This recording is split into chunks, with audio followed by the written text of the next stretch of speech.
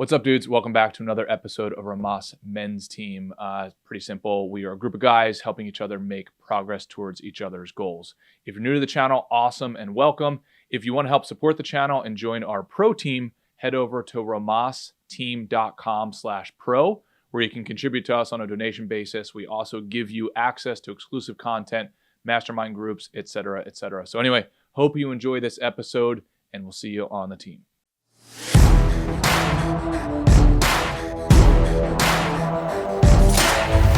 Mr. Ray, what's going on, brother? Life is good, Wes. Life is good. I'm down here in the breakers in Palm Beach, sitting alone in a playground, which is kind of a strange look. I'll concede that. But I was gonna say just a middle-aged just dude wandered sitting off around by himself, and yeah, in a play. Yeah, that's what he said. No, my daughter's somewhere around here. I swear to God. with a recording device. Yeah, it's funny. This is where I saw Mark Wahlberg around this time last year. Oh, really? Yeah, and this time it's the comedian Tom Segura who's here with his family. Oh, no way. Yeah. So what is this? Has to be some sort of very wealthy town or city that I don't know of. What's the place called? Palm Beach. Oh, Palm Beach. And the Breakers is It's like a fancy hotel resort. Oh, okay, gotcha. Awesome. And that's where you guys stay. No. We just come here to use the facilities. There's like an arcade with a claw machine that Thea loves. There's a bunch of restaurants. There is, an ice cream parlor. There's a playground, and they recently made the playground guests only with like your key card. Uh-huh.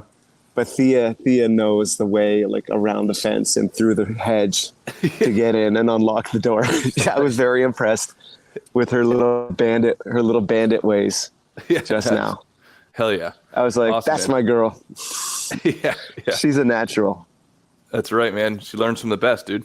Yeah. So I was thinking over the weekend how we talk about goals, and I was looking at my own goals, and I've noticed an enormous gap in my goals, which is not focusing enough on who I need to be responsible for, if that makes sense. Mm-hmm. And I think to a certain, let's say like 20% of my goals were focused on that, or with the intention of serving and, more importantly, taking responsibility and care of other people. And a couple things came up. Number one, taking responsibility for the leadership of, and I shouldn't say the leadership of, but the support of the women in my life.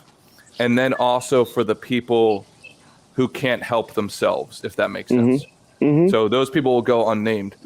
But I noticed an enormous gap, and I wanted to have sort of a call to action, a rallying cry for us men. It's like, if we stop thinking about just ourselves, and we not only think about serving others, but like, who are we responsible for? Like, Ray, you're responsible for serving and supporting your daughter. I would imagine that to a certain degree, you feel responsible for supporting your wife. Gibbons, what's up, brother? And Gibbons, sorry, you sent me a text message. Sorry, I haven't gotten back to you yet. I was crazy busy with the holidays, but maybe we'll have him up if he's available. But anyway, like, how much of our goals, what percentage of our goals are acknowledging and accepting and embracing the responsibility for the leadership of those in our lives who we have to lead and support? Mm-hmm. Well, I think family, I hate the silly liberal term chosen family, but I think we have a duty to help and support our family as best we can. And then second to that is our chosen family, right? Which I would consider the men on this call and just the wider friend circle. I would also include my church community. Like, I hand out I do the collection basket and stuff like that at my church. And while I consider that first and foremost a privilege, it's also serving the community in a kind of in a very minor volunteer sense. Mm-hmm. Yeah. What are some of your roles when it comes to that? Because like for myself, when I think about it, like part of that role is when particularly when a certain family member or two call me that it's usually with problems, and I have to train myself to not overreact, to actually almost not even react at all to those problems, and just write the check, if that makes sense. And I had to train myself on that, significantly. But yeah, what are your thoughts on that? What are some of your roles? Well, it's hard. It's hard not to react, right? We're humans. We're born with emotions that protect us. But often when they're trying to protect us, they just get us into more complicated kind of entanglements. Right. I have a similar situation going on where my brother, this brother that I've been estranged from for about 2 years. He sent me a text about like he wants to resolve things between us because he has a big audit coming up. Oh, hell yeah! And so like he wants to resolve the. I don't know. Like, do I still owe him money from the renovation, or kind of conversation? I think is what the code was, but yeah. And so again, like you just said, or like in to put it into my own words, it's like I don't have to look at it as a shakedown, right? It can be I can look at it as an opportunity. Mm-hmm. Yeah. Yeah, and either an opportunity or a clarifying moment where you draw a distinction of what kind of relationship you want to have with your brother, including maybe none. Yeah, it just seems like now you're in a purgatory of whether or not you want it. Yes, exactly. So it's an opportunity to say what's on my mind, right? Right. Whereas previously I've been like, stop those wandering eyes at that park, dude. I know. No, I'm just trying to. Yeah. That's what they all say. It's. I'm so glad we're recording this. Yeah. Yeah. It is an opportunity to make my case and to get that feeling of like saying what I want to say. Right. Yeah. Yeah. Well. And let me ask you this. So in terms of responsibility, do you feel responsible for him at all, or is it responsible for a relationship and therefore responsible for the family dynamic outside of the relationship of you and your brother? I think that I would like to be part of the solution, not part of the problem. Like that's how I approach it intellectually, And so, and I think I mentioned this before, like my oldest sister doesn't talk to my mom. I'm not talking to my brother. My dad doesn't talk to my mom. And so like, if I can like thaw the ice on at least one of those frozen relationships, right, I consider that a duty. Well, yeah. And I almost wonder if there is a role to be played there of almost like family coordinator, like a leader in the family that gives, and I say this in air quotes, it gives instruction to the family of the North Star goal is to have a cohesive family that can grow in culture together. But not everybody is taught how to do that. Like there has to be boundaries put in place. You have different personalities just by extent, like they're humans. So it's like maybe there needs to be somebody who says to each one of these people, and I have the same issue in my family, by the way. Right. Here is how to behave inside of the team of a family. Yeah. You don't have to like each other, but you do have to love and respect each other. Right. Like we only need to get together a handful of times out of the year, and it's for everybody. And you're going to wish you would have done this when you were 90 years old. So like, let's have a structure. Right. But it's not easy, Wes. It's like, oh no, because like, we all have very highly developed egos, and when I play these scenarios in my head, like the automatic narrative is me delivering the Clint Eastwood one-liners to devastating effect, right? Yeah. And sounds like an excellent opportunity, though. It is, and you know what? I'm actually reminded of the way you coached me through the argument I had with my neighbor.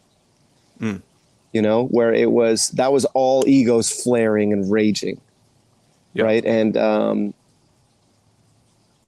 I just had to think about the kind of man I want to be. And how much better I felt after apologizing, and not requiring an apology on the other side. Right. And it sounds like there almost might need to be some role breaking. That's my assumption. Like, What's role breaking? So I don't have any siblings, so I don't know, but I have been in similar situations where it requires role breaking, where it's like, an easy example in a family is like, oh, you're the kid brother, you can't be leading the pack because you're not the eldest, right, something like that. And that even in there requires some skill. Yeah. Requires moving ego, requires not paying attention to certain comments, requires serving people's best interest, and also those short-term interests to get the long-term play. It's actually a pretty cool opportunity you have, in my opinion. It 100% is. And it's the challenge is that it's just easier to do nothing. Yes. And yet let another year go by, another 2 years, another 5 years. Oh, yeah. Yeah. And therein lies the responsibility. It's like, it's easy to do. It's easy to do, very hard to do. But who else is going to do it? I mean, how many years of data do you now have? I don't know if you heard. How many years of data do you now have where the family has not been super connected? How many years of data can I draw a conclusion from? Yep. 20. Yeah. Yeah. I mean, it's amazing how often families don't have a guiding book or guiding Constitution. Yeah, something, right? That says like, this is how we behave. These are the non-negotiables. And then it just leads to chaos and, everything's fragmented, et cetera. And the funny thing is probably every one of your family members is saying the same thing. They are. Like, I can imagine it's like a kind of a weird sitcom scenario where, like, at the same time, in 5 different houses, we all say, I'm the leader of the family. You know what I mean? And there's nobody else. And this is what I should do, but not today. Yeah. Yeah. And I wonder almost even that word comes charged, because if you could imagine, if you go to a group and you say, hey, I'm now leading, right? You're probably going to get some sort of resistance versus I'm going to try to coordinate everybody together. You can use euphemisms and different, synonyms for leadership. And let the actions speak for themselves. And then eventually the narrative will be, Ray is clearly the leader of this family. And even it doesn't fucking matter, right? It just, what matters is the end result. Yeah, exactly. And I think that the leadership function requires humility to start with, right? It's like,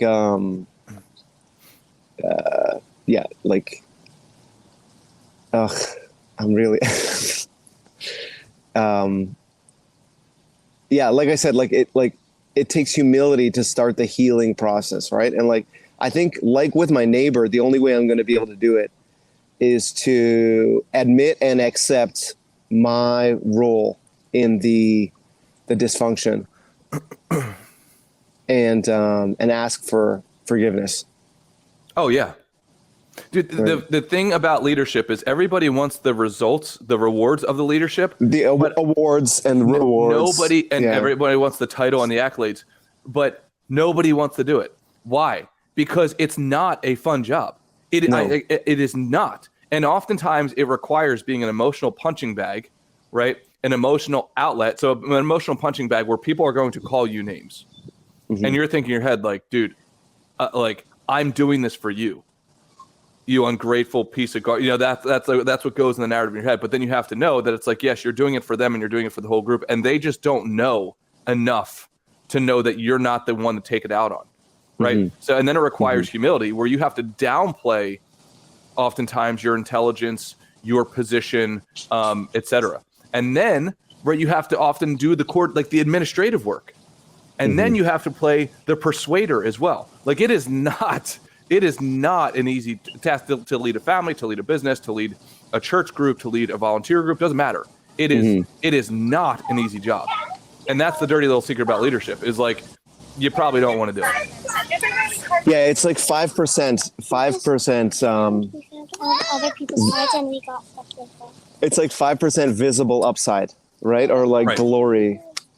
And it's 95% like doing the admin that nobody else wants to do, like the accounting or the janitorial. That's exactly right. And then it requires a certain amount of resource, contribution. Like for my family, there's a certain amount of capital that I have to output, and that it is not a fun amount of capital. Same thing for the business, and I'm telling you, like The risk, right? Like you're talking about, we're talking about risk and reward, and how, like the reward is the top of the iceberg that you can see above the waterline, but the risk is like the gigantic part below. Oh yeah. Yeah, well, and then the other part of like where you try to coordinate everything and it's relatively delicate. Like, okay, you got your brother to agree he's going to come to the family dinner or whatever, and then which took 10 years to mend, and then all of a sudden you go to this other family. Well, I'm not going if he goes. Yeah. And it's like, why? Where all of a sudden is this conflict coming from? Oh, why didn't? And then all of a sudden it's like you have to go back to the drawing board. You have to re-coordinate. And what you want to tell this other person is like, just shut your mouth. Just show up. Just don't do anything. All I'm asking you to do is to do nothing. Just bring your human to this thing and do it. And no, you can't do that for some reason. Yeah. So, and for them, it's just a whim. It's just like, that's just how I feel. It's like, dude, I've been working on this for 10 years. And you're about to blow this up. Of course, I'm making this situation up for you, but like you get the point. No, right? it's pretty like spot on, dude. And it reminds me of like a wedding where, like, I've been to so many weddings now that I know my job is just to make the day as easy as possible for the bride and groom. Rather than like it's like an all you can eat, all you can drink dance party. Rather than complaining about where I've been seated, rather than complaining that I can't bring this person or that person. Oh, dude. We had a big work event not too long ago, and as you could probably imagine, like coordinating, it wasn't a ton of people. Coordinating, let's say 10 people, and 10 people over, let's say 6 days, and there's probably 13 events during those 6 days. Well, you start to add up a lot of combinations and permutations of how those things can align. And we do this one thing, and this one person turns to me, and he's like, "Wes, you told me it was." You didn't tell me to bring a jacket to this event. And it was like what I wanted to say was the fact that you're even bringing this up right now, right? Like just shows how little you're thinking about, the level of detail that I would have to think of to remember to tell you to bring a jacket, which would remove your responsibility of knowing the general weather scheme of Orange County during this time of year. Like, I wanted to go off on this person. But what do you have to do there? Because you're in a group, you want the thing to go well. Hey, I'm sorry, my bad. I dropped the ball. It should have been my highest priority. yeah, exactly. And so tell me, so I guess we're gonna be going to like Christmas parties and holiday parties, for the next month, right? And so tell me, how did your Thanksgiving go? Were there any flare-ups? Nope. Everything went smooth? Nope, all good. I've noticed that within the family, if I can solve for the financial piece, it removes a large part of the stress. And that's where I was saying, like as much as I don't like writing certain checks, writing those checks does have an effect of relieving the family of certain stress. Right. And I guess in the cost benefit analysis, it's like you can make a case that it's worth more to relieve the stress than to I can make a case to myself and to all of us. Like, what am I complaining about? It is my honor and my opportunity to grow as a man to be able to provide that one resource to the family. Like, yeah. Not oh my gosh, I've worked so hard. It's like, well, why the fuck else would you work? Yeah. If you've been giving a skill of being a hunter, then why are you complaining about bringing back the meat for the tribe? Right. I don't understand that complaint. Right. Right. Yeah. It's it's because it's like it's human nature to complain, I guess, right? Yeah. It's like we have that emotional instinct serves us somehow, but it can not serve us, right? Like, do you know what I mean? Like the getting your back up is designed to protect you and protect your resources. Yep. Right. But you're required to do an extra step of analysis saying like, well, is this, how does the sense of community? Right. Well, and there's an element of, I think, of a lot of men today want to play the role of the protected, even though they won't say it out loud. Mm-hmm. They will not say it out loud, but they want to keep on playing the role of the protected rather than the protector. Yeah. And that is a very large jump. And it doesn't happen overnight. It happens in bits and pieces. Right. It happens. So it's like, and no disrespect towards anybody. And this, in my opinion, is not most men's fault. Like, society wants to remove our masculinity. They want to remove our testosterone. They want to put video games in front of our face all the time. They want to put porn in front of our face all the time. Like, all of these things to remove. And it's not a binary either. It's not a binary. That, like, it's not either you are a protector or a protected. I think I can think of occasions where I fall into, like, even multiple times a day, right? I can I can go from protector to protected if I'm not being careful.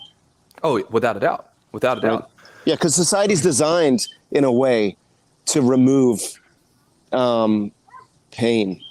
This is the problem, right? This is the problem with the modern condition, is that so much of our society is set up to remove pain that we are robbed of the mission of manhood, right? Or the risks, or the benefit, the learning that comes from taking chances.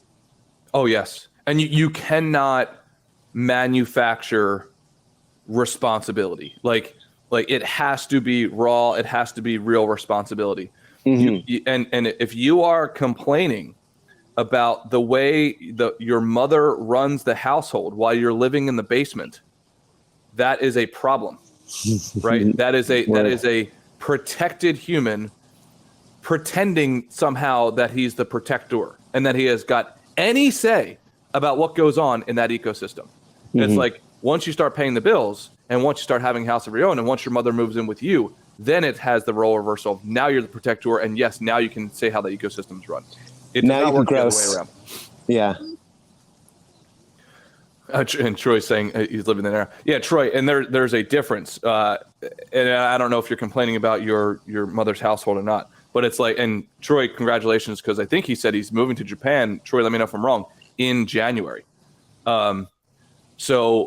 But anyway, to the point, right? Like, as men, we are being pushed more into becoming the protected. We need to get back to becoming the protectors and adopting all the responsibility. That's not pleasant. It is not pleasant. It's not fun. Yes, it looks good on paper. It looks good to talk about, but it's not fun. Just fucking accept it. But I will tell you, it is not fun, but it's extremely rewarding when you one day get to know yourself as the protector, not the protected.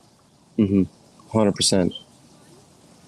Yeah, it's a call to action in my own life. What I'm hearing from you is like, and like the small ways, like at the tiny way, for example, that I can show leadership is that, like, at the end of the night when I just want to put Thea to bed, and go look at my phone to take the 15 minutes to read her, a few pages of Harry Potter. I know I bring this up all the time, but it's like, that is the last thing that I want to do on any given evening. But it's just like, so it's just like, it is paying dividends to future Thea. Yep. Right. That's exactly right. So that way that one day she knows to show up for the family parties, to play her role of responsibility for the family. Yeah. Wow. Full circle. Mm-hmm. Wow. Yeah. Awesome. Why don't we bring up one of the dogs? Why don't we bring up Troy? See what he's doing. Who do we got?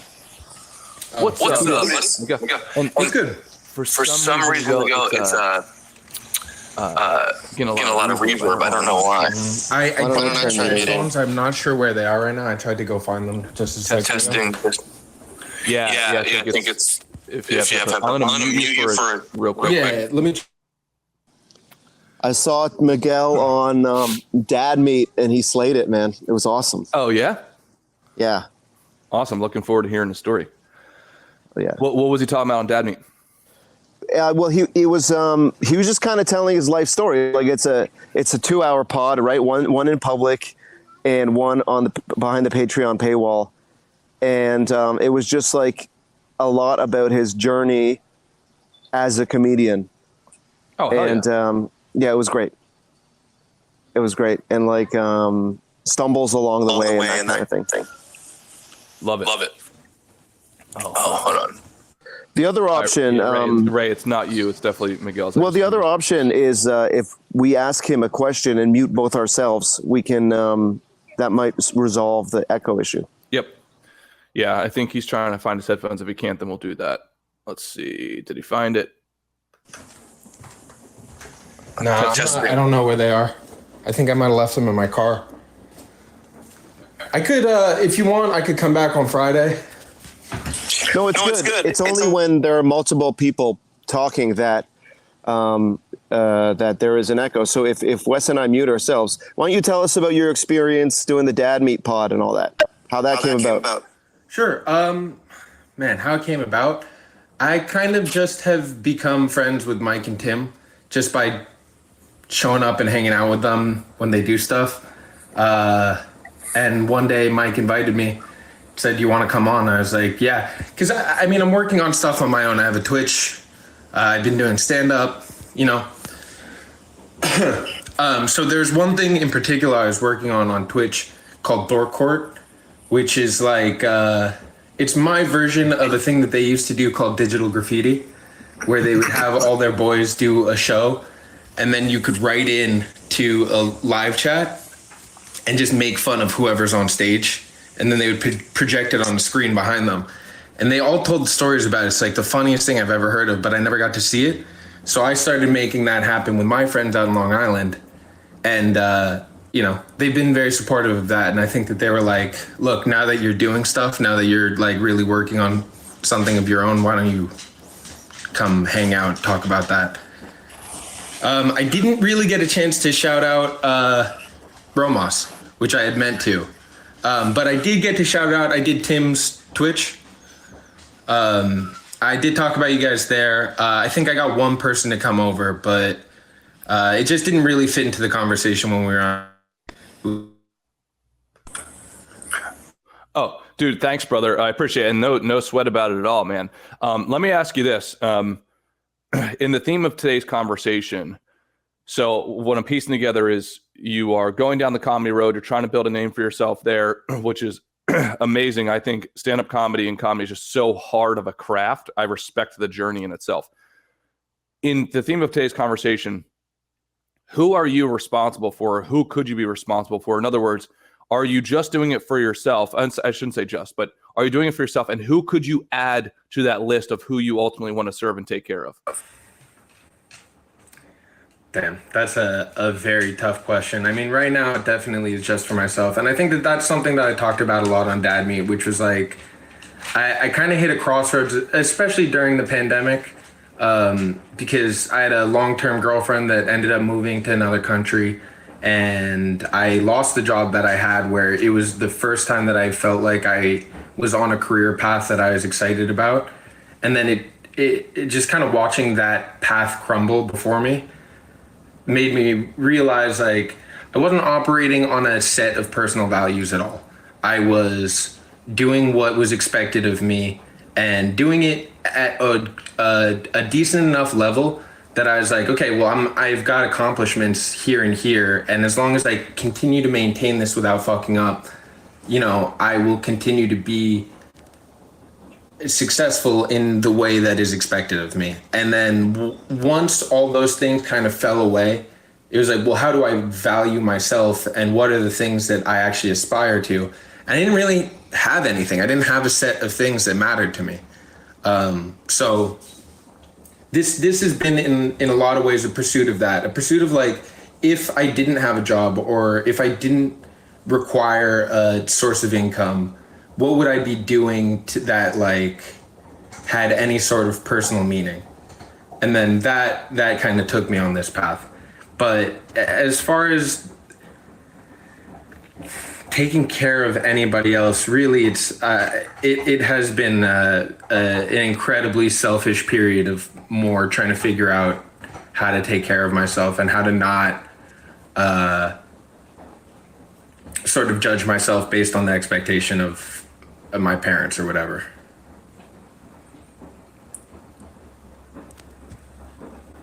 I can't hear you now.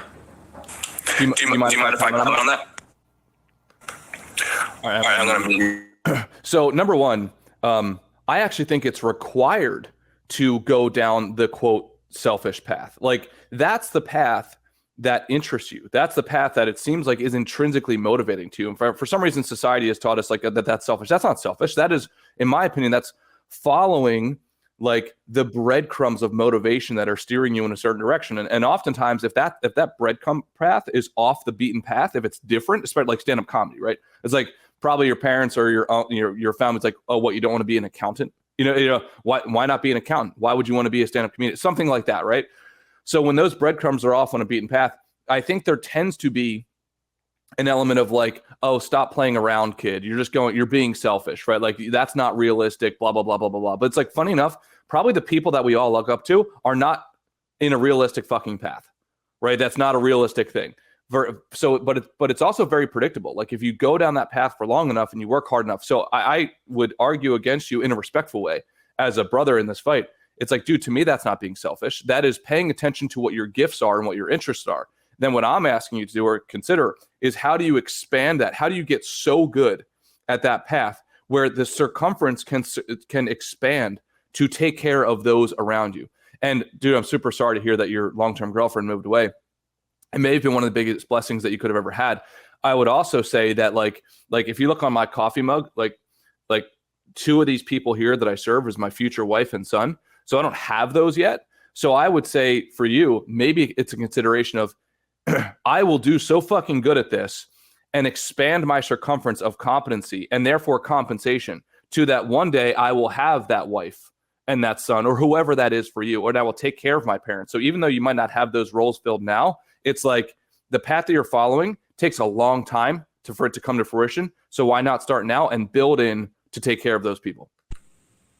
Yeah, I mean, well, that's a good point because there is no, I mean, in the short term, there's no foreseeable path towards compensation. At the very best, within the next 5 years, hopefully it'll pay for itself because it's becoming an expensive hobby. The more I want to stream, the more equipment I need, the more investment I'm making into it. But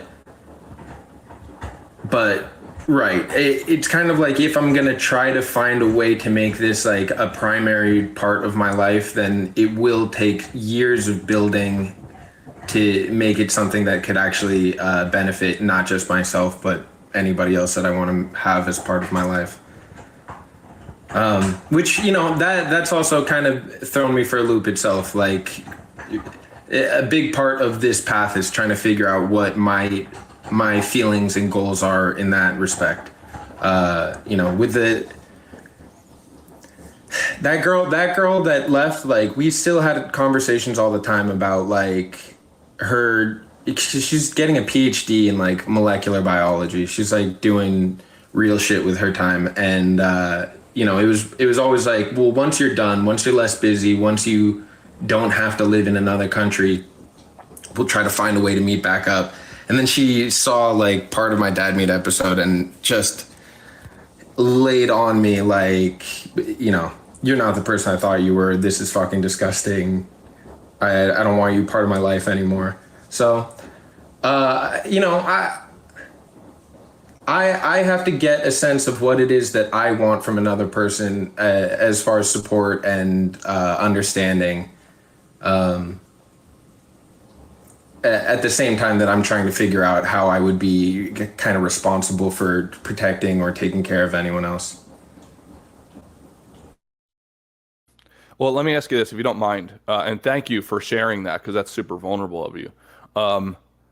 Do you feel, or does part of you feel that her critique was warranted? Or is it just, hey, this is just me, and if you don't like it, then it's probably better that we don't continue a relationship? It's a little of both. Like I understood where she was coming from. I wouldn't like to see that if she was on there talking, because I was talking about sex. I was talking about like girls that I've hooked up with, stuff like that. I was trying to be funny, so I was being outrageous and gross. And I'm sure that there's other people that saw that and were not thrilled about it. She was just the one that reached out to me and said, "Go fuck yourself," which whatever.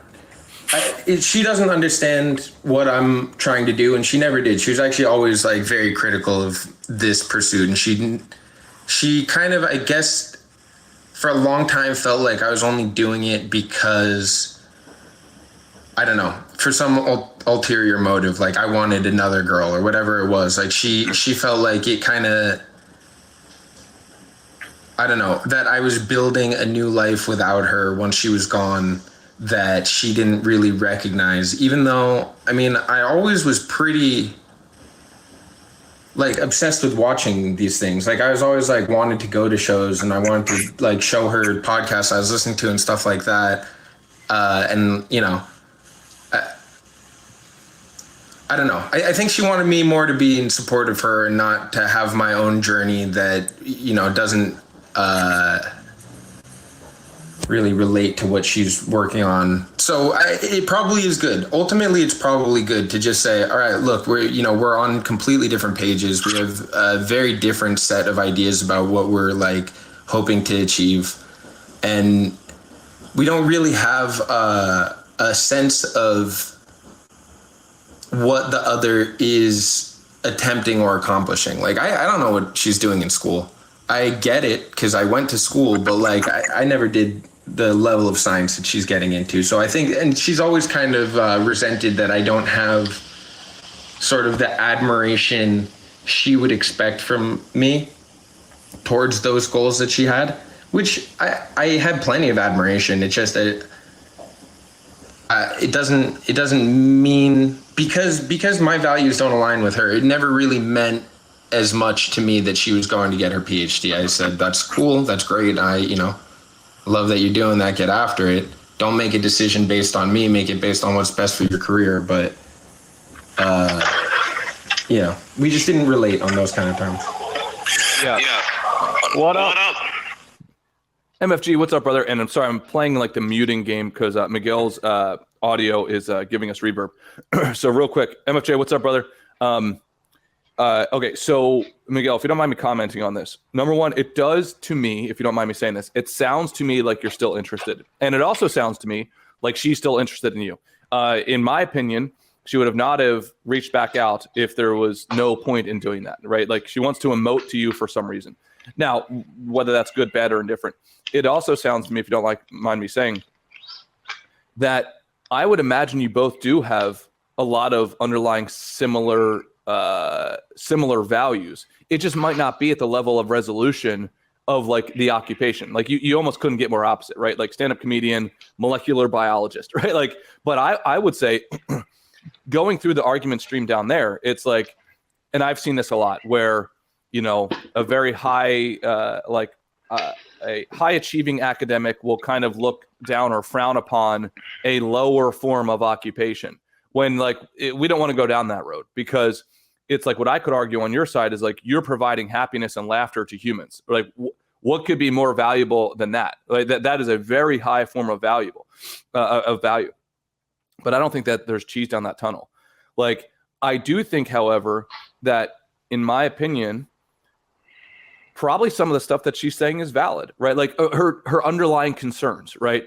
Oh my gosh, the guy that I love, who is supposed to be a leader of potentially a family with he and I one day, is going down and he's messing, he's fucking off on a road that's like going to be fruitless. It's like, for that, I would say it's that whole copywriting line of, they laughed at me when I told them I wanted to learn to play piano, but then when I started to play, it's like, yes, the burden of proof is on you to prove that route will be fruitful for a family, in my opinion. But like, that's where every single day you have to prove that. Have you ever read The War of Art? If you can just shake your head, yay or nay. Oh, dude, if you don't mind shooting me a text or shooting me an email, west2302@gmail.com. I'd love to buy you the book or send you the audiobook. So west2302 @gmail.com. Gibbons, I would be certain, has read The War of Art. Dude, that if you apply that book of sitting down every day and doing your craft, whatever that craft is, whether it be stand-up comedy, finance, art, doesn't matter. Every single day, sitting your ass down and proving those around you wrong, that you actually can turn this into an occupation, I'd highly recommend that book. So then I would say also, if you do want to reignite conversations with your ex, I would highly recommend the book, and I can send this to you as well, called 8 Dates by John Gottman. We've talked about it on the cast before. That will be a way, if your ex is open to it, and if you are open to it, to having conversations of value and seeing where you guys overlap. But that book is broken down workshop style, like, hey, here are the 8 conversations that we need to have to see if we can build a future together. So both of those things. Number one, prove her wrong, and I say this respectfully, prove her wrong and prove everybody else wrong of doing your fucking work every day, treating your occupation like a profession, not an amateur, which we'll get from that book. And then if you really want to focus on this relationship or potential, right, like read that book and do the book along with her or your future partner. Does that make sense? And I'll pause there and I'll unmute you. Yeah, I mean, it sounds good. I don't know. The thing is, we've broken up enough times that this might be a good time to create a separation now that we're kind of both bitter at each other, because she was mean. She was belittling. She was like, you're a fucking loser. Everything that you're doing is fucking embarrassing. This sucks. And I was like, you know what? I get that you're mad. Like, I get that you heard something that made you feel gross inside. But at the same time, like, this is very cool. This is probably the greatest, like, accomplishment for me on, like, a personal level that I've ever felt, like, proud of something that I did, where to not have her, and she already was not supportive when I told her I was doing it. She was like, oh, cool. And I was like, you can't even pretend, you know, like, even if you don't still have feelings for me, even if you just, like, remember how much I cared about this before, like, it's weird to have that sort of, like, rejection of the thing that is important to me from her. So I might look into it. I might try to talk to her again, but at the same time, I am considering, like, maybe this is a good time to break things off because we're clearly headed in 2 different directions, and maybe I need to find something that's more in line with my, goals. Oh, dude, 100%. Can you hear me? 100%. Actually, the prescription that I gave you would actually work for anyone. So it's like, if you decide to not talk to her ever again, I would still recommend the same thing.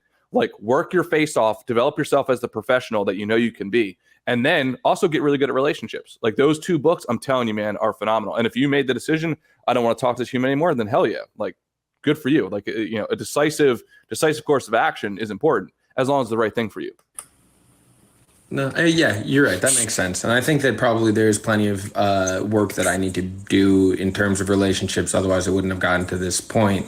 So that's probably a good idea, especially to get a sense of what it is that I'm actually pursuing in a relationship, because that's probably where I'm the most lost. And that was something I talked a lot about on Dad Meet, because I had, during this time when I was trying to figure out what my values were, I talked to a therapist, and he had me take this test where he said that kind of like, it seemed like my only concern was sex. It was like the only thing that was driving me, because I didn't really care about work anymore since I lost that job. I didn't, have great relationships with, certain people that would replace that. So it was like kind of the only thing that I was working towards in life was something that would be attractive to a girl. And now trying to distance myself from that sort of thinking, it is resetting my idea of relationships and what I aspire to in that regard. Like, if what I'm looking for is like a traditional marriage relationship, nuclear family, I'd have to sort of change a lot about my behavior and the way that I pursue things. So that's probably a good idea. Yeah, and this is where I think it's a cool conversation of, like, look, you're a good-looking dude. You don't have any problems in that category, as I can imagine, and from picking up on. So, and you could keep on going down that road if you want to, in my personal opinion. And it's like, I wouldn't judge you if you did. I do think there's a higher sense of purpose if you choose to go down the road of, like you're saying, a nuclear family and again, becoming the protector. But I do think it's a decision. I don't think it should be pushed on you. I don't think it should be, oh, this is what society says, therefore you should do it. But I do think there's a reason that society values it. However, I do think you lose, like you have to be willing to lose the bachelor lifestyle and that's a real cost. Like, trust me, I'm very aware. Like, that is a real cost, man. But it is one of those things where it's like, once you decide, you have to cut it off and not go back there again. To your points earlier, like, dude, the stuff that you're talking about on the Dad Meat podcast, I wouldn't beat yourself up about it. You're doing exactly what you're supposed to do in that profession and within that context. That is locker room talk given out there to the internet. And that like, good for you for being vulnerable enough, because that's what makes it interesting, right? Like, if we're willing to talk about things that you're not supposed to talk about out in society. Now, the downside is society can then listen into it, which is exactly what your ex did. But it's like, dude, own it. Like, that's your profession. Be a fucking professional and own it and deal with the consequences, which is exactly what you're doing. And it sounds to me like you're ready for that next level of responsibility. I don't see any reason why not. It also sounds to me that the universe is giving you hints that this is where you should go, right? To me, it doesn't sound like a coincidence that you were fired from your job, or like that the path is opening up. It's showing you, and now it's just a matter of whether or not you want to take it. Yeah, I think those are all good points. Thanks to the boys in the chat, Troy, Lucas, any of you guys that said something. I do really appreciate it that anybody saw that and said that it was cool. Yeah, I think you're right. I think, there is a big point of, like, she didn't understand it, and that other people are going to see it and not understand it. And that I kind of just have to compartmentalize almost the feedback of people who aren't aware of what it is that I'm attempting, versus like the feedback of people who are supportive of it, and it's what I am aspiring to. Figuring out how that's going to play into my exploration of relationships is going to be a tough one to figure out. So I think that, I probably do need some help on that. And these are things that I have not said out loud. So I appreciate you guys, giving me a chance to work through these ideas in my own head, and also, talk through them with you boys. Oh, dude. Well, number one, it's a pleasure and an honor. We're all going through a different iteration of this, and the cool thing is it doesn't stop. There's actually, just so everybody knows, I just stumbled on Netflix last night. Who's that comedian? He's Jonah Hill. I think is that Jonah Hill?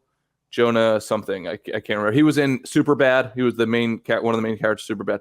But anyway, he's got this Netflix special that's with him and his therapist. I haven't watched all of it. I watched like the first 10, 15 minutes, but it's actually really cool. And the therapist gives different models and ways of thinking that I thought was outstanding. So if you guys want to check that out, I think there could be a benefit to that. Dude, if you don't mind me saying, Miguel, number one, thank you for sharing all of this stuff. Like I said, we're all going through the same journey, just different versions of it.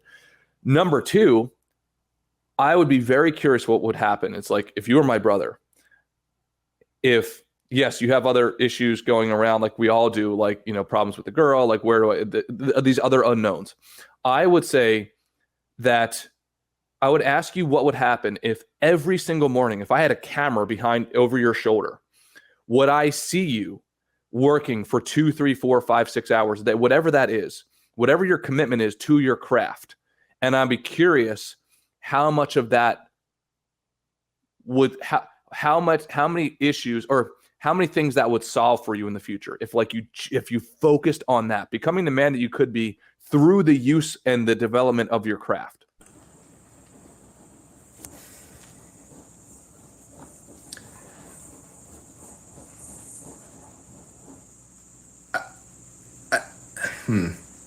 No, I guess you're right. There's more that I could be doing. The thing is, one way that I think about it is like, well, I can't do it until it's time to do it. Like, with like open mics, with streams, like there's only a certain point in the day where, but then, I could work on video editing. I could work on making clips. I could work on like what a way to market the stuff that I'm doing that isn't advertising or marketing. That's like just sharing sort of the funny stuff that is coming out of the content that I'm working on. I think that you're right. I probably need to focus on that more. I need to be putting in more daily work than, just when I get excited about something. But at the same time, I don't know that I don't know if it's more time focused on my craft or more time that I need to be focusing on actual self-improvement, because I think that stuff like going to the gym, eating right, regular self-care has fallen by the wayside more as I pursue a craft, So it's actually more about trying to find a balance so that I don't run myself out of energy when it comes to other people and other things in my life. Oh yeah, dude, I want to be very clear. Absolutely. Well, I've gone down the path of working 100-hour plus work weeks. I'm telling everybody from my experience, that is not a fruitful path. So that's not what I'm recommending. And actually, you look like you're in shape. So yeah, in my opinion, that's the number one thing. Like, take care of your physical health first. There's no doubt about that. But how long does that take a day? Half hour to an hour and a half a day, roughly. So in my opinion, chart out what you want the day to look like, and pick whatever the number is. It doesn't matter to me if it's 2 hours a day, if it's an hour a day, if it's 5 hours a day. But what is that non-negotiable amount of time daily? Maybe taking off on Sundays or Saturdays or whatever. What's that non-negotiable amount of time daily where you are going to be purely focusing on building your skill at your craft? Now, I do not want you to be out of balance by any stretch of the matter, because you're just going to break at that point, right? If you don't take care of your physical body, well, guess what? Like, you're signing up for a heart attack or some sort of, whatever, right? Like, that's non-negotiable. But what is the non-negotiable amount of time to spend on your craft every single day? Actually, let me pose it differently. Think about who your idol is in, let's say, stand-up comedy. Who's your idol, and who would be your number one competitor? And what would they do, right? Whatever motivates you more, either pick a competitor or pick your idol. For me, competitors really help. So it's like, what is my competitor doing every day in this zone, right? In this area of a craft, what is he doing? How many hours a day is he spending on this? Or if it's more motivating for you, what is my idol? Whether it be, I don't know who, Jerry Seinfeld, I'm just picking a random comedian, right? Like Jerry Seinfeld. What did it take him every single day? So who's the person who you idolize, and what did they do every day to get where they were? And that should give you some rough framework of what it would take. Yeah, I do like the idea of finding a competitor. I tell people all the time about your Hugh Jackman theory. I love that. I don't know who my competitor would be. Maybe I do need to spend more time thinking about, like, other people. Maybe, what other people are doing. What am I competing with someone? Who, and if I am, who is that? Like, what are the terms of competition? Because probably for sure, there's plenty of people. I mean, I'm in New York City. Everybody is trying to fucking do comedy right now. That is interesting. That's something I'll have to think about. Sorry, MFG, for taking up all the time. I don't know if you wanted to get in here.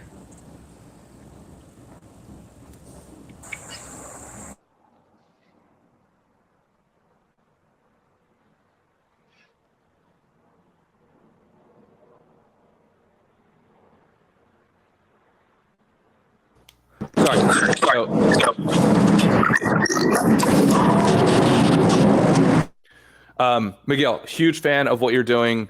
I will support you however I can. If you can, shoot me an email if you want me to send you those books, those 2 books. And then MFG, I'm going to open up the mic to you if you're available, if you want to comment on Miguel's situation at all. But Miguel, dude, I think you're going down the path of progress for sure. I give you so much credit because it takes balls to go down that path, especially being vulnerable with the public. And yeah, it bit you in the ass. I would probably say, like, it may have bitten you in the ass, but I have a funny feeling it's going to pay you back tenfold for what it bit you in the ass for, if that makes sense. So MFG, I'm going to unmute you, buddy. Hey, what's going on, guys? What's up, brother? How you doing? I'm doing well.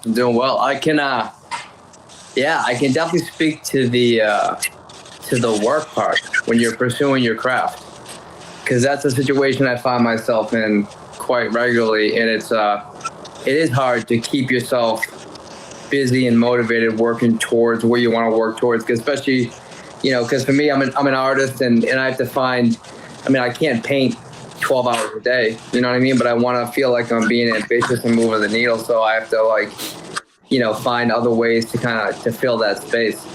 And I think that's just, The War of Art is just a book that I listen to every 6 months. And have you listened to it, Miguel? Or have you read it? It's a short listen. It's like a 2.5. Pressfield just did Rogan last week too. Which is, I'm actually going to re-listen to The War of Art this week, because, the podcast is actually longer than the audiobook. The audiobook's only a couple hours long, but it just reminds you of doing what a professional does.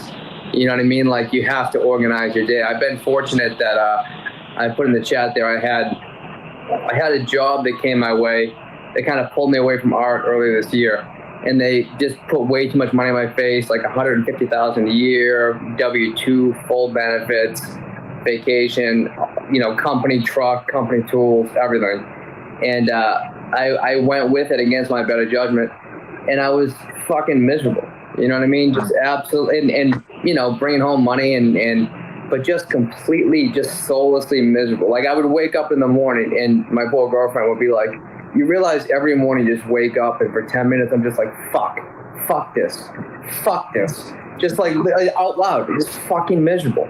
And now I've, and then they ended up firing me, which was even better. You know what I mean? Unexpectedly, and then I fell in with this guy now, working back in a creative field, doing like high-end metal sculptures. So it's an interesting marriage for me between doing my art, but doing it within the structure of a business. So we've got projects. I put some of the stuff on Discord about those VIP wine cages that we made with all kinds of really cool shit. But it's interesting because now I see what it looks like to work with somebody that has built a business around it. And he's just an artist as well, but he's got, a couple $100,000 a year worth of projects coming through. So to me, I'm trying to model some of that stuff. I would look at, professional comedians. Even someone like McCusker, like the way that he had filled his time in the past while being a stand-up comedian, and how those different things, although seem to be outside of the sphere of comedy, how they influenced and informed his comedy and created more direction that way. I think it's just, it's a weird thing to be when you don't have somebody telling you what to do for the majority of your day and how to structure your week. It's fucking easy to get out there in the ether, man, and then feel like you're not doing anything good. And then it's like, I don't know about you guys, but I can go right down into a fucking shame spiral and be like, oh, fuck it, I'm no good anyways. Everybody's going to find out. It's all a ruse, But, I think The War of Art is just, I'm excited. I think that, I don't know, I'm going to put some stuff on the Discord today about what I take away from it. I feel like every time I go through it, I take something new away. And something new that I can implement. And as far as the girl goes, man, that's just, I live with my girlfriend, you know what I mean? And 2 kids and fucking 2 dogs and a cat. And it is incredibly challenging to try to work in a creative field and have to make stuff happen and don't have any of that stability, neither of us, and like do all those things too. So I think sometimes it's hard to be involved in or create and even maintain a relationship while pursuing something in the creative field as well. You know what I mean? So I would give yourself some latitude there too. It's okay to be alone for a while too and figure that part of yourself out. That's, I don't know if I've talked about on here before, but I had spent like a year being celibate a couple of years back, and just really spent a year just getting to know myself, pause. but but yeah, just getting to actually like to figure out who I am when I'm just by myself and not either trying to keep sniz or chasing it. You know what I mean? Like who am I just by myself, for myself? And that I think there's value in that. And I think that it's, you know, in the past I've just been a serial monogamist and kind of just always run from one relationship to another, always be in pursuit and just to allow myself to be, I think was pretty important. You know, so I don't know if that's something you've considered, you know, moving forward, but. Hell yeah, man. I'm gonna unmute you. MFG, thanks for all that feedback. And if you don't mind, don't hop off. I want to see that nice piece of art behind you. But Miguel, I want to give you a chance to respond real quick. Yeah, yo, MFG, thanks, man. That's actually, I think really that is what kind of the struggle is right now, is because I already went through trying to figure out what my values were in a world where I don't have to worry about income. But then now it's like, all right, don't have the expectations of my parents or family or what professors or whoever it was that kind of guided my idea of what my career path should be. And now not basing myself off the expectations of a girl or a significant other in that, you know, respect, where it's like, well, what then isolated of, you know, what is attractive to other people, or what is, I don't know, what would make other people proud of me? What am I like? What makes me proud of myself? What gives me a sense of accomplishment? Because realistically, without some other arbiter of the goals that I'm pursuing, I don't know that I've really truly felt accomplished in anything that I've done. It's just like, you know, people would celebrate you for graduating college, and like they'd come to your graduation like, we're you know, great job, like this is such a big, and to me it felt like, well, that's just kind of I just followed the steps until I ended up exactly where I was gonna be, and this is just the inevitable conclusion of this stage of my life. Like, it's not, I never felt a personal sense of accomplishment or pride in anything really that I did. Even with work, it was like good work because my boss said so. Or like, I feel like I did really well because now I'm going to get a promotion or a raise or whatever that is. But I'm right now trying to figure out what it is that I can do where I can just look at it on its own and to myself be like, all right, I did a good job here. I'm glad I did that. Yeah, that's tough. That's I mean, I struggle with that intensely. You know what I mean? It's I've always just had I really had to develop self-worth. And I think that to develop self-worth is to figure out, you really got to spend time fucking poking around. Like, what is it within you that is worth anything? You know what I mean? Like, self-worth isn't like an entitlement or a sign to birth, or you don't just, you know, I don't think everybody should have it either. You know, like if you haven't earned it, like you can, and the way that you get self-confidence is, and self-worth is by doing things that you believe to be worthy and proving it to yourself, you know? So, you know, but at the same time, if you're just using these arbitrary indicators that most people use, you know what I mean? Like, oh, you did this, great job. It's like, even when I got that W-2 gig, I showed up with no fucking resume, late to the interview, and left with an offer letter for a $150,000 a year job. And I couldn't have given a shit. I was like, I don't give a fuck. Fuck do I care? Great. Oh, good. I got to fucking go to a job. Like, that was, to me, was like not the indicator of success. And I feel like a dick because I know so many people would have been like over the moon. That's their goals and dreams.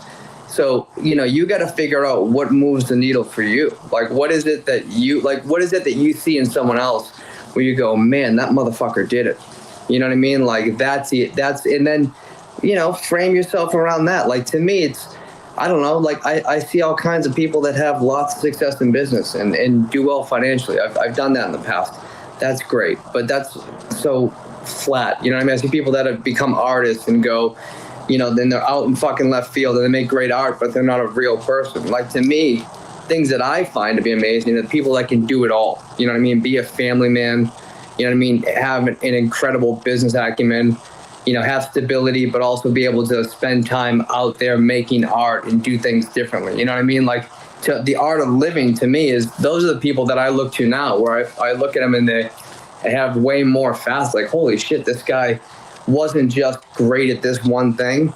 He did it all. Like, that's what I want to figure out. Those are my goals now. So I don't know if that's different than most people. Most people want to just compartmentalize and just go, okay, I'm going to make this much money so I can buy this much freedom or Band-Aid this way. You know what I mean? Like, very few people are spending time figuring out, like, okay, what can I do to make myself feel in a way that I can have the money to get the things that I want, but I don't need to get things or external validation to feel whole. Like, in a way of living in your truth, right? Well, MFG, you can just say it. You just say Hugh Jackman. That's all you have to say. You just stick it in and twist it. That's what you're fucking saying, and that's okay, right? But no, dude, it is. I think what you're saying is so profound and spot on, right? Like, and Miguel, and just to the rest of the team, including myself, you have to pick where your North Star is. I think where a lot of men go wrong is they play the game of moving the field goal post constantly when it's convenient. Okay, no, that's not anymore the goal anymore. Why? Because it's hard, right? Like, the first step is like, pick where you want to fucking go. And yes, remove all other options for everything else. So yeah, maybe you don't want to be a Donald Trump. Maybe you don't want to be an Elon Musk. Maybe you don't want to be, but maybe you want to be Hugh Jackman, right? Like, whatever, or you want to compete with him. But at least have the balls to pick who the competitor is going to be, or to pick who the idol is going to be, whatever motivates you more, right? Heaven or hell. Then from there, it's like, what's the path forward? So I'm gonna pause myself, and I'll let you speak, Miguel. MFG, one thing that I really loved about what you said is the art of living. I think that's why I love the Dad Meat guys so much. And it's funny because they've gone through, I mean, even bigger struggles by far than myself. I'm just kind of at a crossroads of figuring out my personality. But like, the way that they've been able to kind of conquer all the different aspects of their life so that they're kind of fulfilled and complete aside from their aspirations creatively. That is something that is, I mean, very cool. And like, you know, I've talked to them about that endlessly. I've listened to the program episode probably 10 times, you know, that's why I come back to this. I mean, also I used to be in this group when it first started, and I kind of would pop in and check out the one that Matt Gunther, when I met him for the first time in person, I met him at one of Shane's shows at Helium, and he reminded me about this, and that was when he was at his just like most jacked, you know, like when he was programming like an absolute motherfucker. So he convinced me to get back on that, and I think it's so good to have, like, even if you can only make one of them a week, just to have the weekly check-in to be like, well, what am I in pursuit of? What are my goals? What are my ambitions? And just have the accountability of being like, are you living up to that, or are you pursuing that? So I think that this is really sick. I appreciate you guys a lot. But I think you're right. I think that it is about trying to figure out more than just, once I think I've got an idea settled in my head of how I want to pursue a craft, then I can sort of include other people or how that would work. But yeah, I think right now the issue is figuring out how to authentically pursue what is of value to me, and then I'm from there gonna have to branch out to, okay, well, if I have an established like set of values that I'm working towards, how do I live that out while incorporating an actual life around me?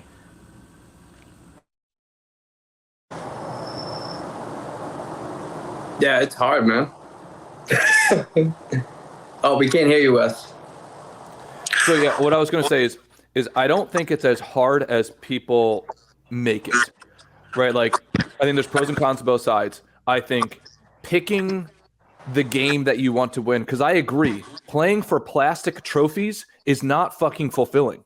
Right? Congratulations, you graduated from high school. Congratulations, you graduated from college. Congratulations, you did whatever. Those are plastic trophies to most people. Now, if you value those, then hell yeah, then they're platinum trophies, whatever. That's awesome. But for you, it seems like they're plastic. For me, they're also plastic. I have no interest in playing other people's games. Now, I had to play certain games, and you have to play certain games just because you need a certain baseline level of education, et cetera, right? But now you're in a space where the path is not given to you, but you have to pick the game. You have to win at a game, and you have to win at the game that you want to win. You are not relieved of the responsibility of picking that game. And that's where I think exactly where I think you are right now. In my opinion, if you're my brother, it's like, pick your fucking game. Right. And in my opinion, don't make it more complicated than it needs to be. Right. Like, you are a certain age right now, you probably already know the game that you really want to play. I say there's a significant probability. Now, you might need to refine it along the way. Right. But it's like, just like who is that idol? Who is that competitor that you want to, and go towards that fucking, go down that path. Right. And that in that path, you said you need to take out a certain amount of time of like self-improvement. For sure, take time out for your health. Like, no doubt about it. Like, get in the gym or get whatever gets you healthy. You get out and run out, whatever it is. Right.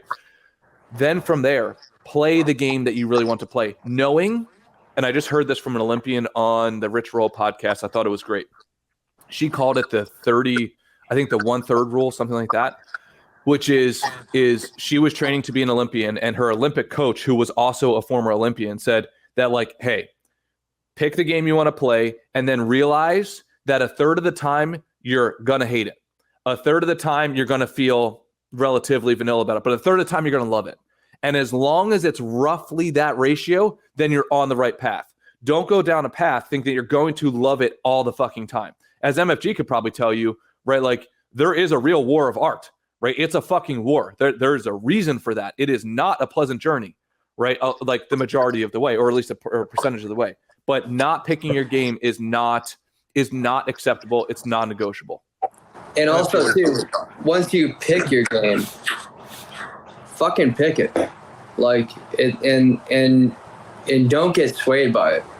You know, like, that's the thing. It's like, you're gonna bite off more than you can chew, and you're gonna realize it quick. You're gonna, like, say, okay, this is my game, and then very quickly go, well, this is a bigger game than I thought it was, because there's more to it than you'll ever realize. But don't get fucked up on the side journeys either. Like, even when I took that job, it was like, okay, like, here's our situation where we're two artists, you know what I mean? This can bring a high degree of financial stability, blah, blah, blah. But then I'm driving a fucking brand new truck. I'm, bringing home a couple $1,000s a week. And then I'm starting to fall back into that. I changed the game I was playing.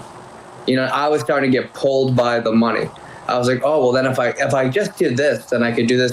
Well, I guess it would be. And then I completely fucked myself. But it was a great opportunity to see that, like, you have to reinforce what you're doing with daily action and live in that space. It's once you pick what you're going to do, you're going to have to change it a bunch of times down the way. It's going to be micro adjustments. The good thing is you're doing it by yourself, I assume, single or no kids. Great. Like, I'm trying to do it with a fucking house, a mortgage. You know what I mean? Like, my girlfriend, 2 kids. It's just a lot. 1,000 miles away in a new place. It's a lot to take on, but it's manageable. You can figure out every little step of the way. Pick your game, like Wes says. Realize that you're going to pick the macro game, and the micro is going to figure itself out.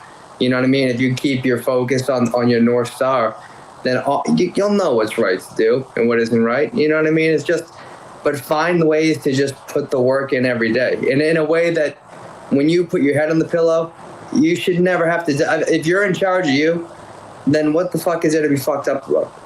You know what I mean? Like, at the end of the day, you should put your head on the pillow and be like, all right, I did everything I could do today. I moved the needle. I did this. I did that. And I think that's the hard. It's just going to be challenging, especially with pursuing your art full time. Like, I know, for example, with when I worked in the financial industry, you can look at your commission statement every month. You can say, okay, I did this. Here's the results. You know what I mean? I can look at my calls and say, okay, I made this many prospecting calls. I've got this many appointments, made that much money. with art, you got to find a way to break the work down. You know what I mean? So to me, I'll set timers and say, all right, I'm just going to work for this long. Like, honestly, the worst thing I'm dealing with now is my current project is organizing this massive studio, you know? So it's like, for that, you know, I got to it's just work, man. It's all going to be work one way or the other. Just you decide what game you're going to play. You decide what character you're going to play in that game. Like, are you going to be the guy that begrudgingly goes through the process? You know what I mean? And encounters all kinds of resistance? Or you're going to be like, I try to just, you know, say shit to myself to remind myself, like, I don't complain. You know what I mean? Like, I try to be the person who reinforces, like, all right, I'm not going to complain about the game that I chose to play. You know what I mean? And just fall in love with the whole thing. And like Wes said, a third of the time, it's going to suck shit. You're not going to want to do it most of the time, you know, but the payoff is unbelievable, you know? I mean, how do you like, because Wes, I know that what you do is there's a lot of stuff that goes in, especially with the seminars, all the stuff on the front end that you don't see for a while. How do you fan that flame through your process? Oh, we can't hear you. Such a rookie at this shit. So there was one conversation that literally changed my life from a career perspective. And I had that conversation probably 8 years ago. And it was my buddy. And I told him, I said, hey man, you know, you should consider doing this. You're so good at this thing over here. I know you're doing this thing over here, but you should do this thing over here. And he told me, and he's like, dude, I gotta tell you, Wes, he's like, I think you're right. He's like, but I decided 6 months ago that I kept on changing my game. That's where I got that whole conversation from. I kept on changing my game, and I decided 6 months ago, I'm never going to change my game again. He's like, because I keep on stopping where it gets hard, and I keep on pivoting and trying this new thing. And dude, as generic and as vanilla as that advice sounds, and he wasn't even giving advice. He was just telling me no to what I thought he should do. I adopted it. I was like, oh shit, I think I might be doing the same thing, or at least wanting to do the same thing. I allow my mental energy to go down a road of like, oh, I should be going and doing this.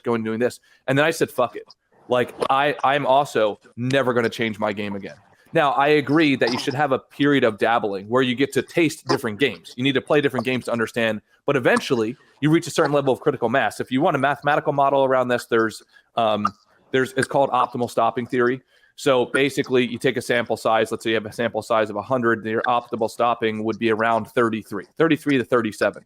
So like, if you want like more of like, you know, objective measures around this, once you've tried a couple dozen things, right? And that could be, you tried it for a day, you tried it for a week, you tried it for a year, whatever. Once you've tried it, you have a really good taste of the landscape of options that are out there. Okay. Well, once you have that, it's like, pick your fucking game and don't change it. Just go deep with it. And dude, when he had that conversation with me, that changed my life like forever. So now it's about not changing my game, not doing what's different, but going through the different dimensions. Like if you look at Shane, I was talking to Shane not too long ago at Matt's wedding, right? Like this is one of Shane Gillis's skits on YouTube, right? Now, and he told me like what it took to make these skits, you know, how much it took to invest. Like, dude, it was not a small investment. It's not a small, you know, allocation of time. But like, that's a different dimension of just stand-up comedy, right? So Miguel, when I hear you saying it's like, well, I don't know what I would do for this time, dude, sure, I promise you, once you pick your hero or pick your anti-hero and to play against him, right? Like that's the level of dimension that you can go to. Shane can fill up his entire fucking day, I imagine, right? With different dimensions and different projects of his game. But he had to pick his game first. Does that make sense? Miguel, I'm going to unmute you here, bro. Yeah. Damn, you guys hit me with so much. I wanted to respond to some of the stuff. First of all, I just want to say again, I really appreciate this conversation. I mean, these are things that like I've kind of been racking my head about, like especially, you know, stepping away from Dad Meat, I was like, whoa, that was like being introduced to another thing entirely. Like sitting there with those guys, seeing them go live and suddenly I've been comparing it to like being a good high school athlete, like playing basketball against like other white kids that I went to high school with, and then I go to college and it's just like, whoa, they're so fast. They're just like, you can't keep up with them. And then to have like, you know, a lot of like people reaching out, being supportive and being really cool. But then like, I don't have really personal friends who understand kind of what this is.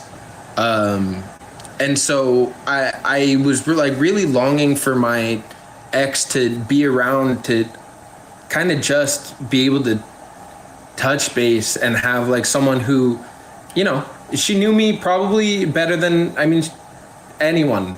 We were together for a long time, and you know, we had a very strong relationship for a while. Whereas like I wish I could have this person to kind of check in with and then like contextualize everything that's going on, and for her to instead to be kind of the opposite. It was throwing me for a loop, and I just didn't have anyone to talk about it with. So to have you guys to listen to this and to kind of give me feedback is super helpful. I really, really appreciate it. And I'm gonna have to spend a lot of time thinking about the stuff that you guys are saying. I am starting to get an idea of who I'm in competition with also. Please do share with the group if you're open to it. Right now, the person in my head would be Tony Hinchcliffe, because he has a similar show to the thing that I'm trying to build. I think mine is a better version. I've been told that people thought I was trying to copy him. So I need to find a way to make a better thing. If I'm going to be compared to that, then I want to be compared favorably. Like so maybe that will be sort of the benchmark that I judge how I make moves towards improving what I'm working on. Hell yeah, love it. Quick comment on that. Number one, who gives a shit about people tell you, oh, you're just trying to do the same thing? It's like, yeah, a bunch of people play fucking basketball too, right? Like, Tony Hinchcliffe does not have a monopoly on whatever it is he does. I think he does kind of like an open show. I don't exactly know who he is, but I think it's kind of like that, right? So hell yeah, like now that you have that, go out and chop your fucking wood, right? Like, and this girl, you know, I know all of that stuff like that you've told me before, but it's like, regardless of your feelings, within the context of that ratio that we said earlier, right? As long as you're in that healthy ratio of like a third, keep going and fucking chopping wood. And if it's on one of those days where you don't want to chop wood, congratulations, because that's part of being a man, in my opinion. Like, that's what actually builds the muscle. Those days you don't want to fucking go and chop wood, and then you go and you fucking chop wood anyway. And then 3 days later, like, oh shit, I'm happy I have all these fucking logs to heat my fire because I chopped wood when I didn't fucking feel like it. You know? So, and that is the journey of responsibility. And I think it's the opportunity and the honorable way. MFJ, I'm going to put you on the mic, bro. Yeah, go chop your wood, man. Go chop your wood, dude. You got to go do the work now. Now it's like, all right, it's time to step away from the yellow pad and the feelings and the plans and go, all right, it's time to go do the actual work. You know what I mean? That's the motherfucker right there. Like it feels good to talk about feelings and make plans, and now it's like, all right, like what's it look like every day? You know what I mean? What's it feel like every day? And just breathe deep and just feel the whole process, man. Just, you know, like I'm about to get into it myself here. The last thing I want to do, I got to move all this shit around. I got to fucking chop wood today. There is no fun in this process today. People like, it must be so great to be an artist and make such beautiful things. It's like, sure, when you are done delivering it, you know what I mean? Like, it's just go chop the wood, man. You know what I mean? Find your plan. You know, you've got a good semblance. And I don't know. I'm a big proponent of taking action over making plans. You know what I mean? You got to have a good plan, but just have good, like, you know, North Star, good, like, railings on it. You know what I mean? But just go get messy. You know what I mean? Just go to work. Yeah. And dude, I'm going to say right now, I had a great mentor tell me, like they do in Hollywood for movies, like temporary suspension of disbelief.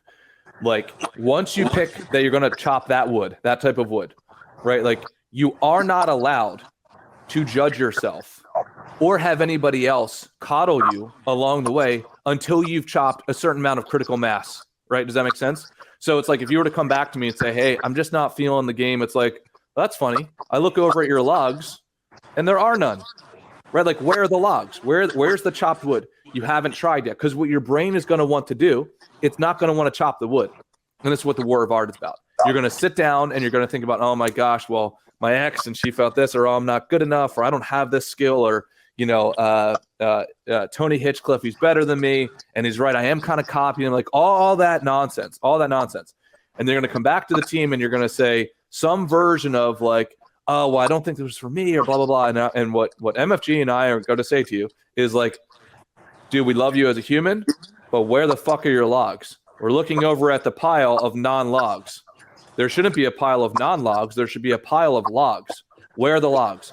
Give yourself the gift of not judging yourself until you've chopped 50 logs, whatever that critical mass number is, and make it super simple. Whether that be 50 Twitch, sessions, a skit, 50 pieces of writing, whatever that number is. I always like the 50 number, or I actually use the 100 number. I'm not going to judge myself until I do 100 of these things.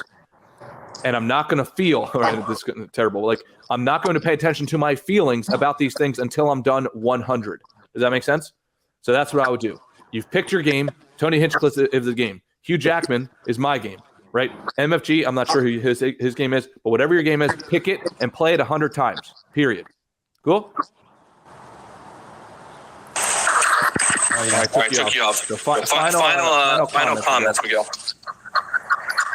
I appreciate it. I thank you for letting me derail the conversation that you guys were working on, and thank you for giving me a chance to work through some of my ideas and then hitting me back with real fucking feedback and setting me back on my path.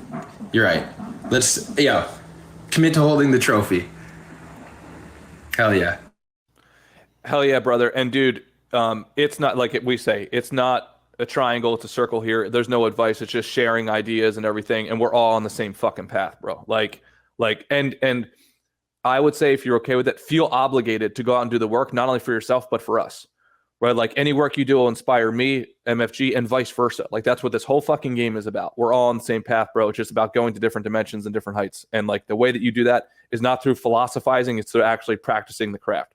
So Miguel, I'm going to let you go, brother. Please report back. Good luck, dude, and you'll kill it. And throw some stuff up on the Discord if you have any progress, man. We'd love to see it. Love you, buddy. We'll talk to you soon. Later, dude. All right, MFG. What's up, brother? How are you? That beautiful piece of artwork. I can't wait to see it. I'm sorry I didn't get back to you on time. I was with the family for Thanksgiving. So for those who don't know, MFG is creating a custom piece for me and the Rhomas team, and he's about to unveil it now, the progress of it. So please do so, buddy. See if I can switch this camera around here. Flip camera, there we go. Yeah, so it is 3 separate panels. It is 4 feet high by 6 feet wide. Fucking right.